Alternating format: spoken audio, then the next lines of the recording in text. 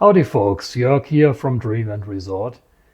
Today I want to share with you some absolutely stunning video footage of Area 51 that our supporter Roy Jeuring took on August 21 of this year from Tikaboo Peak. This large hangar at the south end of the base is believed to be where the still classified mysterious RQ-180 UAV was flight tested. A large mound of dirt conveniently obstructs the ramp around the hangar. Just north of it is a maintenance yard for vehicles from the nearby gravel pit and concrete plant. In the background is the Area 51 boneyard and one of two shooting ranges of the base. Next is a weapons bunker surrounded by mounds of dirt. This area is also used to store optical and radio tracking equipment for test flights. This very tall hangar was built in 2005 for a still unknown project. The row of hangars behind it was home to CIA operations of the A-12 spy plane project in the 1960s. Some of the hangars appear to be currently in use for unknown projects. This area is known as the South Ramp. Here in the foreground is Hangar 19. It was originally a pull-through hangar, and extensions at the north and south end were added in 2005. 4 radio domes followed in 2008.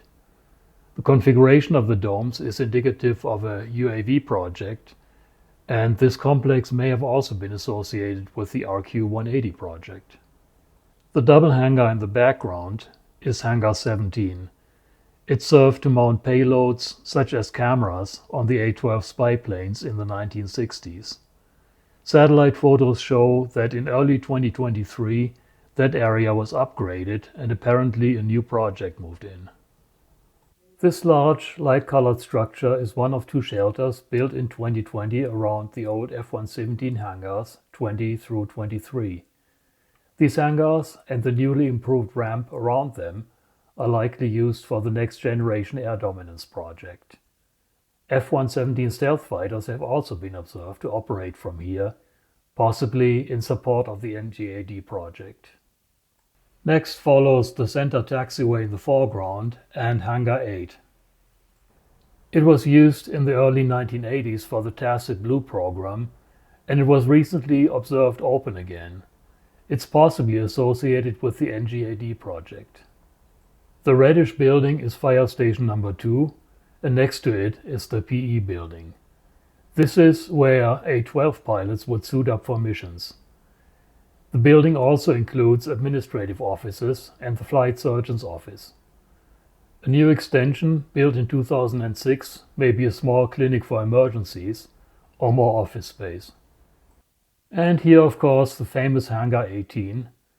Recent video footage shows that this is where the mysterious radar testbed aircraft nicknamed Rat-55 lives. Behind the hangar is a support building. The silver Quonset hut was added in 2008 or 2009, likely as additional storage space for the Hangar 18 complex. Then we come to the Janet ramp with one of the Boeing 737 shuttles. The large building behind the Park Janet is believed to be a new data center, possibly in support of the AI-heavy NGAD project. Further north on the ramp, we see the tails of 2 more Park Janets, and behind them, the new dining hall. The radio tower behind the dining hall is a very recent addition. It is connected to the Precision Equipment Lab and for now appears to hold only 4 small microwave antennas. In the background, we can see a new multi-story dormitory building. That is likely the home away from home for personnel associated with the NGAD project. In front of it is the Janet terminal and the Area 51 air traffic control tower. A part of the base is obstructed by hills in the foreground. The rows of low buildings visible over the hill are base housing, and the large, partially obstructed building in front of the dormitories is the Test Engineering and Support Center, the old data center of the base. The partially obstructed sand-colored building in front is the Consolidated Services Building, the administration for utilities of the base. The low building next to it in the foreground is the base supply and administration center. There are a number of shops and warehouses for building materials and so forth in the background. And then, of course, the large shipping and receiving facility with loading docks and delivery trucks parked all around it.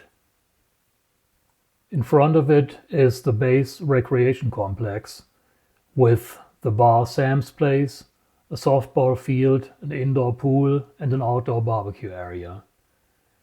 In the foreground is Fire Station Number 1 and the old U-2 hangars. Partially hidden behind the hill is the engine test hangar, known as Hush House. Behind it are hangars 4, 5, and 6. They are associated with foreign technology exploitation and with the legendary Red Hats. Behind the hangars is the large Area 51 water tower. The parking lot in the background is the POV lot for privately owned vehicles. This is where uncleared private vehicles are parked that come up via Mercury Highway. From here, workers are transported by security or shuttle to their workplace on base. Next is the large north ramp. You can see one of the 3 new shelters built in 2023 for the Area 51 F-16 interceptors and chase planes. The other 2 are hidden behind the hangars. In a still photo taken that day, you can actually see 2 FA-18s parked under the shelter. Here you see the helicopter ramp and some of the buildings associated with helicopter operations in the background.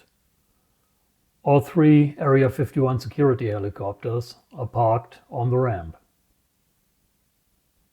Now we are getting to the Area 51 radar cross-section and radar test range. One of the 2 large dishes is pointed south. The triangular tower behind it was added in 2005. It can rotate around its vertical axis and is believed to be part of the radar range. In this detailed photo you can see what looks like an array of silver antennas all over the site facing us.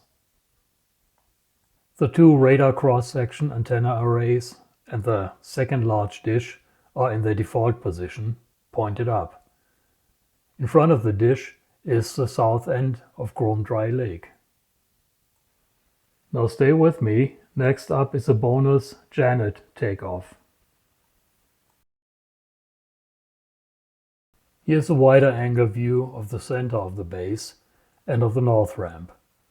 This clip is sped up to 200% speed. We can see a Janet taxiing from the Janet terminal for a takeoff back to Las Vegas.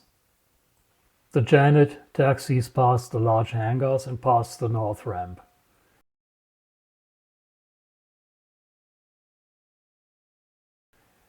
Then it turns onto taxiway golf that leads around the north end of the old runway, first heading northeast and then southeast to runway 14. The original runway 14 and 32 was prone to flooding after heavy rains, so in the 1990s a new runway was constructed parallel to it east of it.